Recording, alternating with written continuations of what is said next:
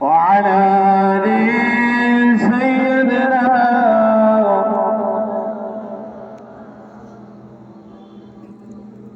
الحمد لله আল্লাহ পাক রব্বুল ইজ্জাতের অশেষ করুণা, অশেষ কৃপা, অশেষ মেহেরবানি, অশেষ দয়া যে আল্লাহ পাক রব্বুল ইজ্জাত এই তাম পৃথিবী বিভিন্ন সমস্যার মধ্য থেকে, বিভিন্ন পরিস্থিতির মধ্য দিয়ে অবতরণ করানোর পরে আমাদের কাছ থেকে বিদায় নেওয়া যে সিয়াম সাধনার মাস, এরকম একটা রমজান আমাদের থেকে আল্লাহ আদায় করিয়ে নিয়েছেন এবং তারপরে পরে বিভিন্ন মানুষের মধ্য থেকে আমাদেরকে বাছাই করে করে আল্লাহ এরকম পাক মাহফিলে বসা তৌফিক দান করেছেন। এর জন্য সকলে একবার জোরে বলি আলহামদুলিল্লাহ।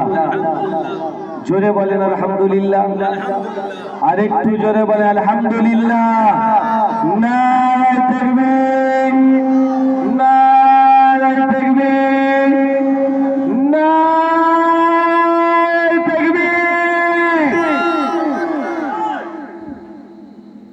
আল্লাহ পাক রব্বুল ইজ্জাত তাআলা শুকরিয়া আদায়ের পরে পরে অসংখ্য কোটি দরুদ ও সালাম বর্ষিত হোক সেই সাইয়্যিদুল মুরসালিন, ইমামুল মুজনাবিন, খাতামান নবিয়্যিন, আকায়ে নামদার তাজদারে মদিনা, আহমদে মুস্তাফা মুহাম্মদে মুজতবা, জনাবে আকা হযরত মুহাম্মদ মুস্তাফা সাল্লাল্লাহু আলাইহি ওয়াসাল্লামের প্রতি অসংখ্য দরুদ ও সালাম। সকলে বলে সাল্লাল্লাহু আলাইহি ওয়াসাল্লাম।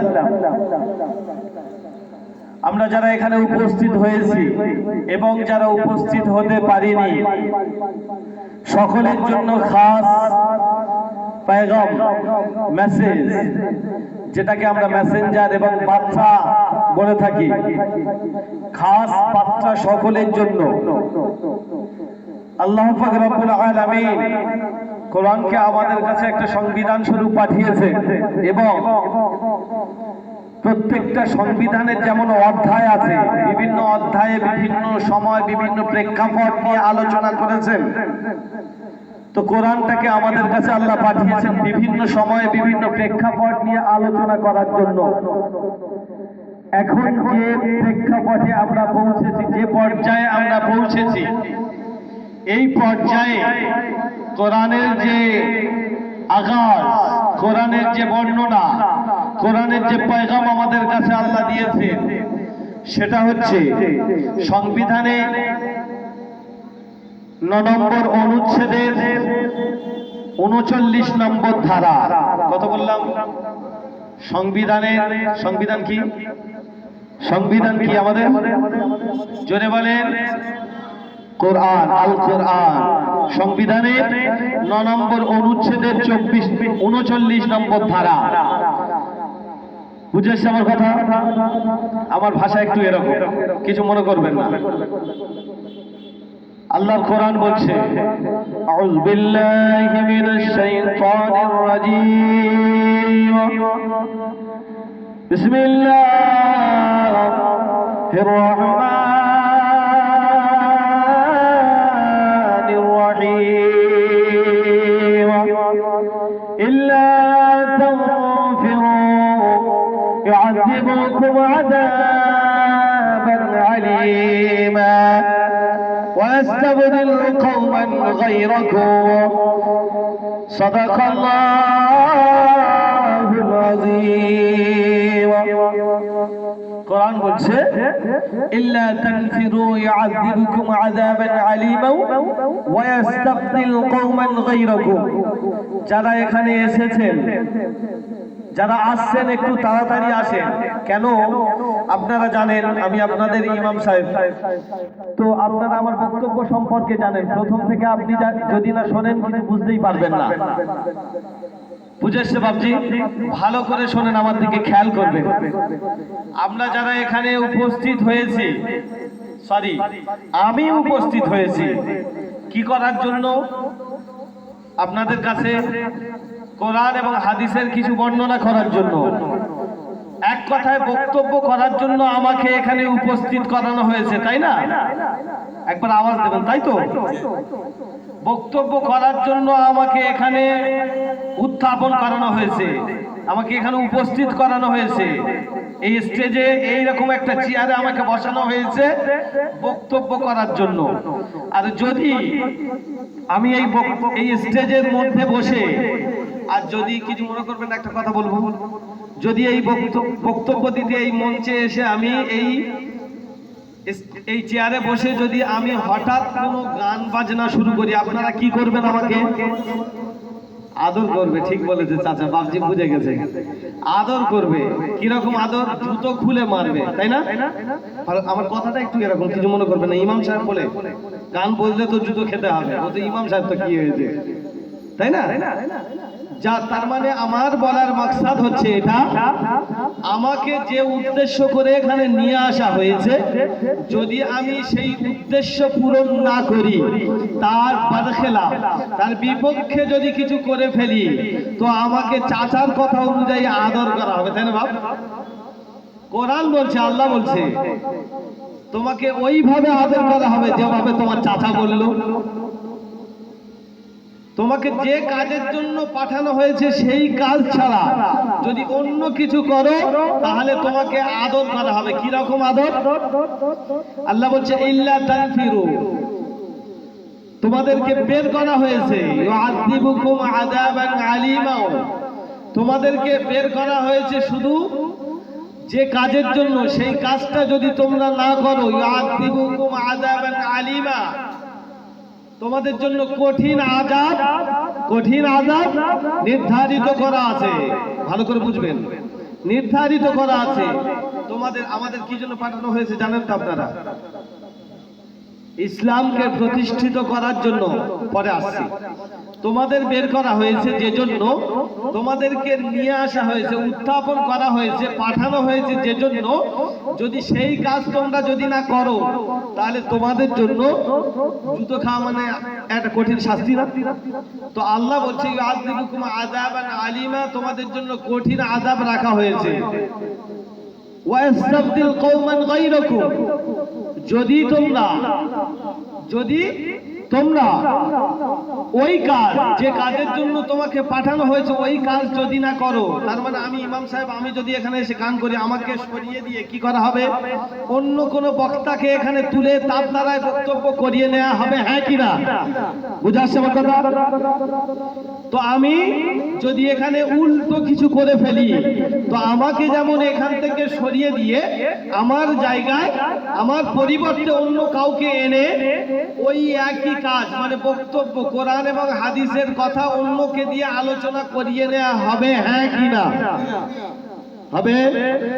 তো আল্লাহ বলছে, যদি তোমরা তোমাদের যে জন্য পাঠানো হয়েছে ওই কাজ যদি তোমরা সম্পূর্ণ না করো, তো কঠিন আযাব তো রেখেছি, মানধর তো রেখেছি, তারপরে ওখান থেকে তোমাদেরকে সরিয়ে দিয়ে ওয়াস্তাবদিল কওমান গায়রাকুম, তোমাদের পরিবর্তে অন্য কোন কওমকে দিয়ে আমি আল্লাহ এই দ্বীনের কাজকে আঞ্জাম দেব এবং এই দ্বীনের কাজকে প্রতিষ্ঠিত করব ইনশাআল্লাহ। আমি আল্লাহ সে ক্ষমতা রাখি। শুধু তাই নয়, আমি যে ওদের পরিবর্তে ওদেরকে সরিয়ে দিয়ে অন্য কাউকে দিয়ে ইসলামকে প্রতিষ্ঠিত করব, এজন্য আমার কিছু করার ক্ষমতা পৃথিবীতে কারণ নেই। শুধু পৃথিবী কেন, সৃষ্টি বলতে কেউ নেই যে আমাকে কিছু করে দেখাবে। আমি যদি তাকে সরিয়ে তার পরিবর্তে অন্য কোন কওমকে দিয়ে আমি আল্লাহ ইসলামকে প্রতিষ্ঠিত করে নেব, আমার যারা পরিমাণ কোনো ক্ষতি হবে না। বুঝেছ আমার কথা? এবার বোঝেন, আমাকে আপনাকে কিসের জন্য পাঠানো হয়েছে? শুধু সকাল থেকে সন্ধ্যা পর্যন্ত ইসলামের বরখেলাফ কাজ করার জন্য, ইসলামের বিপক্ষে সিদ্ধান্ত গ্রহণ করার জন্য না, ইসলামের বিপক্ষে সিদ্ধান্ত গ্রহণ করার জন্য নয়, আমাকে পাঠানো হয়েছে ইসলামের পক্ষে সিদ্ধান্ত নেওয়ার জন্য। এজন্য কোরআন পাকের মধ্যে দুটো শব্দ বর্ণনা করা হয়েছে, একটা হচ্ছে জাহিল, আর একটা হচ্ছে আলিম। এই দুটো কথা যদি আপনারা ভালো করে ব্রেনের মধ্যে ঢোকান তাহলে আপনি বুঝতে পারবেন যে আপনি কোথায় এবং কেন। জাহিল বলতে আপনারা কি শুনেছেন? মূর্খ। তো জাহিল বলতে কি শুনেছেন? মূর্খ। আলিম বলতে জ্ঞানী, তাই তো? তো আবু জাহেল কিন্তু বিরাট জ্ঞানের অধিকারী ছিলেন। আল্লাহ আবু জাহেলকে প্রচুর জ্ঞান দিয়েছিল। শুধু তাই নয়, আবু জাহেল এরকম পর্যন্ত জ্ঞান রেখেছিল যে পরবর্তীতে যিনি আসবে আল্লাহর নবী হয়ে, সে কেমন হবে, কি রকম দেখতে হবে, কোথায় আসবে, এটা তার মধ্যে ঢুকিয়ে দেওয়া হয়েছিল। কার মধ্যে? আবু জাহেলের মধ্যে। তার মানে কম জ্ঞান ছিল? আমার কথা বুঝতে পারছেন না বাবা? কম জ্ঞান ছিল না, কম জ্ঞান ছিল না, প্রচুর জ্ঞানের অধিকারী হয়েছিলেন আবু জাহেল। কিন্তু বিষয়বস্তু হচ্ছে এটা, আবু জাহেলের আগের নাম কি ছিল? আবুল হাকাম। আবুল হাকাম মানে জ্ঞানের বাপ। হাকাম বলতে আহকাম শব্দ থেকে এসেছে, যাই হোক জ্ঞানের বাপ। তো যার মধ্যে এত জ্ঞান আল্লাহ দিয়েছিল, জ্ঞানীদের বাপ ছিল, যে সে এখন হলো কি? মূর্খের বাপ। আবু জাহিল, আবু মানে হচ্ছে বাপ, জাহিল মানে হচ্ছে মূর্খ। মূর্খের বাপ যে ছিল শিক্ষিতর বাপ, জ্ঞানীদের বাপ হলো কি? মূর্খের বাপ। এর কারণ কি? এটা এর কারণ কি? কেন হলো? আল্লাহর নবী সত্য হ্যাঁ কি না?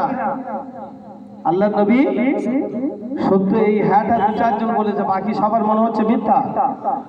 আওয়াজ হচ্ছে না কেন? আল্লাহর নবী সত্য হ্যাঁ কি না? অবশ্যই জোরে আওয়াজ করবেন। আল্লাহ রসুল বারহক সত্য, আল্লাহ রসুল আসবেন সত্য, মা আমিনার গর্ভে আসবে এটা সত্য, আব্দুল্লাহ জন্ম দেয়া পুত্র এটা সত্য, এবং আল্লাহর তরফ থেকে নবুয়ত প্রাপ্ত হবে এটা সত্য।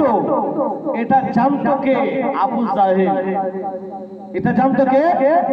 আবু জাহেল। তো আবু জাহেল আল্লাহর রসুলকে যখন মানলো না, তার মানে ভালো করে বুঝবেন আমার কথা, এখানে একটা পেঁচালো ব্যাপার আছে। যখন আল্লাহ রসুল সত্য, আল্লাহ রসুল আসবে সত্য, কোরআন সত্য, হাদিস সত্য, ইসলাম সত্য, আল্লাহ বারহাক সত্য, এই কথাটা যখন রসুল বলেছেন, তো রসুলকে অস্বীকার করলো সর্বপ্রথম কে? আবু জাহেল। তো রসুলকে যখন অস্বীকার করলো, রসুলকে অস্বীকার করার পরে আবু জাহেল নাম দেওয়ার পরে একবার রসুল বলেছিল ইয়া আবু জাহেল। তো আজও পর্যন্ত তো আবুল হাকাম নাম জিজ্ঞেস করলে কেউ বলতে পারে না, সবাই বলে আবু জাহেল। মানে আল্লাহ তাআলা এরকম দুরবস্থায় পৌঁছে দিয়েছে। তো কেন? সে ন্যায়কে অস্বীকার করে, ভালো করে বুঝবেন, আল্লাহ রসুল সত্য, আল্লাহ রসুলের দিকে যেগুলো ছিল এগুলো হচ্ছে ন্যায়, আবু জাহেল যেটাকে গ্রহণ করেছে এটা হচ্ছে অন্যায়, তাই তো? তো ন্যায়কে অস্বীকার করে অন্যায়ের পক্ষপাতিত্ব করার জন্য, ভালো করে বোঝেন, ন্যায়কে উপেক্ষা করে, অস্বীকার করে, ন্যায়কে ঠুকরে দিয়ে ন্যায়ের বিপক্ষে, অন্যায়ের পক্ষে সিদ্ধান্ত গ্রহণ করার জন্য যে জ্ঞানের বাপ ছিল তার নাম হয়েছে আবু জাহেল। ও তো জ্ঞানী ছিল, ওর কি জ্ঞান কেড়ে নেওয়া হয়েছে? জ্ঞান কেড়ে নেওয়া হয়েছে? হয়নি। জ্ঞান তার মধ্যে আছে, কিন্তু সে তারপরেও মূর্খ কেন?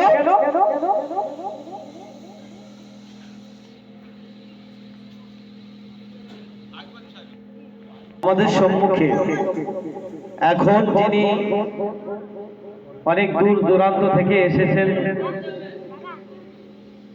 হযরত মাওলানা আইয়ুব আলী সাহেব মালদা, সুদূর মালদা থেকে এসেছে শুধু কেবলমাত্র দ্বীনের মহব্বতের কারণে, দ্বীনকে আপনাদের কাছে পৌঁছে দেবে, দ্বীনের আলোচনা আপনাদের সামনে করবে, এই জন্য সুদূর মালদা থেকে অনেক মেহনত করে অনেক কষ্ট করে এখানে উপস্থিত হয়েছে। আপনারা অধীর আগ্রহে থাকবেন, ইনশাআল্লাহ তিনিও আসবেন, কোরআন এবং হাদিসের কথা আপনাদের কাছে শোনাবেন, বর্ণনা করবেন, আপনারা অবশ্যই উপভোগ করবেন। তার জন্য একবার তাকবীর দেন, নারায়ে তাকবীর, নারায়ে তাকবীর। নূরপুর থেকে আর দেওয়ানতলা শোনা যায় না, একবার জোরে দেন তো, নারায়ে তাকবীর। তো যাই হোক আমার মহতারাম, কি কথা বলছিলাম, আবু জাহেলের কাছ থেকে জ্ঞান কেড়ে নেওয়া হয়নি, আবু জাহেলের কাছ থেকে জ্ঞান কেড়ে নেওয়া হয়নি, জ্ঞানী তিনি আছে। তারপরেও তাকে আল্লাহ রসুলের তরফ থেকে একটা স্পেশাল উপাধি দেওয়া হলো, সেটা কি, জাহেল, মূর্খের বাপ। কেন? অন্যায় ন্যায়কে অস্বীকার করে, ন্যায়কে গ্রহণ করে না, মানে কোরআনের আওয়াজকে, কোরআনের হুকুমকে অস্বীকার করে আর কোরআনের বিপক্ষে সিদ্ধান্ত গ্রহণ করার কারণে তার নাম দেয়া হয়েছে জাহেল। ভালো করে বোঝেন। তো আমি আপনি যারা মুসলমান হয়ে দাবি করছি যে আমরা মুসলমান, ঈমানওয়ালা যারা দাবি করছি, আমাদের সমস্ত সিদ্ধান্ত মনে হচ্ছে কোরআনের পক্ষে, মনে হয়, মনে হয়।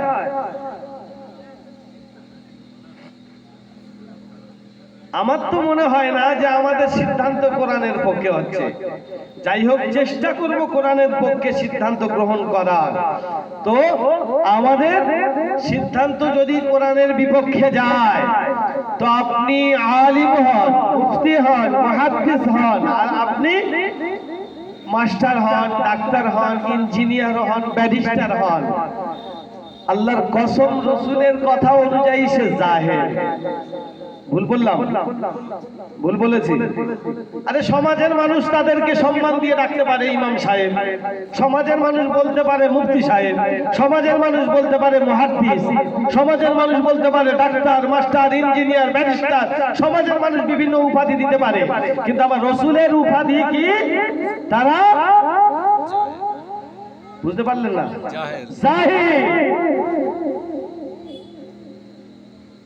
তো আমরা তো সেই জাহিলের আওতা থেকে বের হয়ে আসার চেষ্টা করব ইনশাআল্লাহ, তাই না? কেন? কোরআন আমাদেরকে হুকুম দিয়েছে, ওয়াতাসিমু বিহাবলিল্লাহি জামিআন ওয়া লা তাফাররাকু। তোমরা, আল্লাহ বলছে, আল্লাহ রাসূল সাল্লাল্লাহু আলাইহি ওয়াসাল্লাম একটা ঘটনা বললে বুঝে আসবে। মানুষের চারটে পর্ব, জন্ম থেকে মানে মায়ের গর্ভে জন্ম থেকে আর আখিরাতে বিচার দিবস পর্যন্ত মানুষের জিন্দেগির চারটে পর্ব, মানুষের জিন্দেগির চারটে পর্ব। প্রথম পর্ব হচ্ছে মায়ের গর্ভে, এটা একটা পর্ব, ও পর্বটা তো আমরা ছেড়ে চলে এসেছি, আসেনি। দ্বিতীয় পর্ব হচ্ছে দুনিয়ার জিন্দেগি, তৃতীয় পর্ব হচ্ছে দুনিয়ার জিন্দেগি আমরা তো ছেড়ে চলে গিয়েছি, তাই না? কি তাই তো? বুঝতে পারছেন না আমার কথা? আওয়াজ শুনতে পাচ্ছি না আপনাদের। প্রথম তো পর্বটা আমরা ছেড়ে চলে এসেছি, দ্বিতীয় পর্ব দুনিয়ার জিন্দেগি, সেটাও আমরা ছেড়ে চলে গিয়েছি, তাই তো? না, তাহলে আওয়াজ শুনতেছেন, তাই তো? তো দুনিয়ার জিন্দেগি আমরা এখন অবতরণ করেছি, তার মানে দ্বিতীয় পর্বে। তৃতীয় পর্ব হচ্ছে বারজাখের জিন্দেগি, যেটা হচ্ছে কবরের জিন্দেগি। চতুর্থ পর্ব কি? আখিরাতের জিন্দেগি। ভালো করে বুঝবেন। এই যে চারটে পর্ব, মায়ের পেট থেকে আসার পরে আল্লাহ আমাদের যে পর্বে পাঠিয়েছে দুনিয়ার জিন্দেগি, এই জিন্দেগিতে আমাদের কিছু কাজ দিয়েছে। কি কাজ? তার মধ্যে প্রথম কাজ হচ্ছে ওয়াতাসিমু বিহাবলিল্লাহি জামিআন ওয়া লা তাফাররাকু, মানে মুসলমানদেরকে বলছি আর কি। পুরো যদি আপনি প্রথম ঈমান আনবেন, তারপর থেকে সারা রাত কেটে যাবে। ঈমান আনার পরে মুসলমানের ঘরে আপনি জন্ম হওয়ার পরে আপনার জন্য কর্তব্য হচ্ছে ওয়াতাসিমু বিহাবলিল্লাহি জামিআন ওয়া লা তাফাররাকু। কেন? আমাদেরকে যে 5 ওয়াক্ত নামাজ আল্লাহ দিয়েছে, এটা আমাদের জামিয়া জামায়াত এবং ঐক্যবদ্ধতা আমাদেরকে শিখিয়েছে প্রথম 5 ওয়াক্ত নামাজে, তারপরে জুমার নামাজে সাপ্তাহিক ঐক্য আমাদের কাছে আল্লাহ দিয়েছে, তারপরে 3 নম্বর ঐক্য আমাদের কাছে দিয়েছে আল্লাহ কি ঈদুল ফিতর ঈদুল আজহা 3 নম্বর ঐক্য। 4 নম্বর ঐক্য কি? 4 নম্বর ঐক্য হচ্ছে কোথায়? এইসব বলেন না, কোথায় জামায়াত? আরাফার ময়দানে। এইসব গিয়েছেন জানে আলহামদুলিল্লাহ। দ্বিতীয় 4 নম্বর কি? আরাফার ময়দান। আরাফার ময়দানে এত হাজি একত্রিত হবে কেন? সারা বছর তো হাজিরা গিয়ে শুধু হজ করে এলে হতো, কিন্তু শুধু 9 জিলহজ আরাফার ময়দানে একত্রিত হওয়া, এটা মুসলমানদের বড় ঐক্য। আল্লাহ স্টেপ বাই স্টেপ আমাদের ঐক্যর একটা ডাক দিয়ে স্টেপ বাই স্টেপ ঐক্য আমাদেরকে শিখিয়েছেন। কেন? ওয়াতাসিমু বিহাবলিল্লাহি জামিআ। জামিআ মানে জামায়াত হওয়া, একত্রিত হওয়া। একত্রিত হয়ে তোমরা আল্লাহর রশিকে আঁকড়ে ধরো, আল্লাহর রুজুকে আঁকড়ে ধরো। কেন? যদি তোমরা একত্রিত হয়ে, যদি কেউ মনে করে আমি একা দিন পালন করছি, আমি একা দিন পালন করছি, তার মানে এটা হচ্ছে আংশিক দিন। আংশিক দিন যেমন এর বীজখানে ব্রেক করি, এই জায়গাটা আমার মনে করিয়ে দেবেন। একটা এলাকা ছিল, আল্লাহ বলছে হে জিবরিল, তা বলছে কি?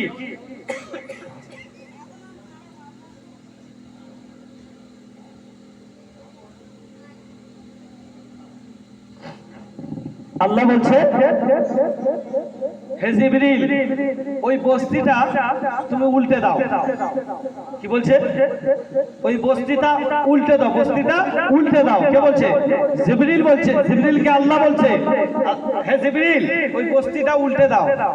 তো জিবরিল বলছে রাব্বি আল্লাহ, ও বস্তিতে এমন একজন ব্যক্তি আছে, এমন একজন ব্যক্তি আছে যে প্রতিনিয়ত চোখের পলক ফেলার মতো সময়টুকুও বাদ দেয় না আল্লাহ আল্লাহ জিকির করতে। চোখে পলক ফেলার মতো যে সময়, এই সময়টুকু বাদ দেয় না আল্লাহ আল্লাহ জিকির করতে। কে বলছে? কে বলছে? জিবরিল বলছে আল্লাহ ওখানে এমন ব্যক্তি আছে যে চোখের পলক ফেলার মতো সময় বাদ দেয় না আল্লাহ আল্লাহ জিকির করতে। তো আপনি ওরকম একটা আল্লাহ আপনার ওরকম একটা আবেদ বান্দা ওখানে আছে, আর আপনি ওই বস্তিটা উল্টে দিতে বলছেন। তো জিবরিলকে তখন আল্লাহ কি বলছে? বলছে জিবরিল বলে ওকে আগে উল্টে দাও, তারপরে বস্তি উল্টবে। বুঝেছে ও কথা? বলে হাদিসে কুদসি বলছে জিবরিল আগে ওকে উল্টে দাও, তারপরে বস্তিকে উল্টাবে। কেন? রাব্বি আল্লাহ, এর ব্যাপার কি? তা বলছে ও শুধু ও একা জান্নাতে যাবো বলে ঘুরতেছে, বাকি সব জাহান্নামে।